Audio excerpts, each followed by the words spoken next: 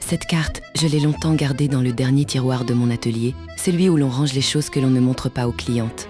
Le papier est un peu jauni aujourd'hui, les bords se sont adoucis avec le temps, mais l'écriture, elle, semble encore respirer. Regardez comme les lettres sont fines. À cette époque, on apprenait très tôt la belle écriture. On écrivait lentement, avec un porte-plume en bois ou en ébonite, terminé par une plume métallique que l'on trempait régulièrement dans un encrier. Chaque phrase demandait de la patience.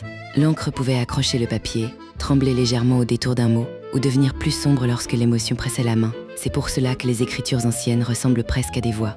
On y sent le caractère d'une personne, sa retenue, son éducation, parfois même sa timidité. Louis écrivait avec beaucoup d'application. Voyez ces longues boucles dans les majuscules, ces lignes légèrement inclinées vers la droite.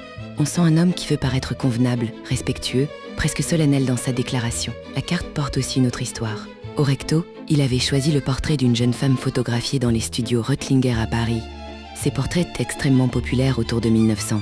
Les photographes comme Reutlinger réalisaient des images d'actrices, de danseuses, de modèles élégants ou de jeunes femmes idéalisées que l'on achetait ensuite sous forme de cartes postales.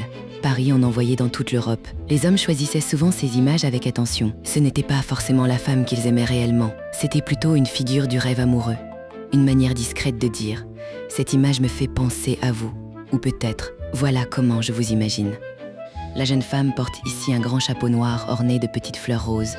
Son regard est direct, presque silencieux. Elle semble suspendue entre innocence et théâtre. À cette époque, les cartes postales illustrées faisaient partie du quotidien.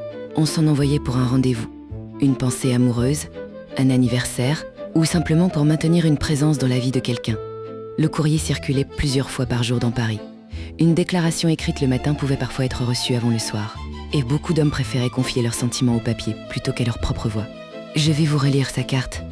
Mademoiselle, depuis le premier jour que je vous ai aperçu, mon cœur n'a cessé de battre à votre vue. Vous allez me trouver peut-être un peu hardi. Je vous aime, mademoiselle, vous êtes si jolie. Laissez-moi vous jurer un éternel hommage. Pardonnez-moi de tenir un semblable langage. Je vous aime, ô ma belle, et mon cœur en délire couche sur ce papier ce qu'il n'ose vous dire. De ces vers, retenez bien les mots. Vous saurez quel remède il faudrait à mes maux. Louis.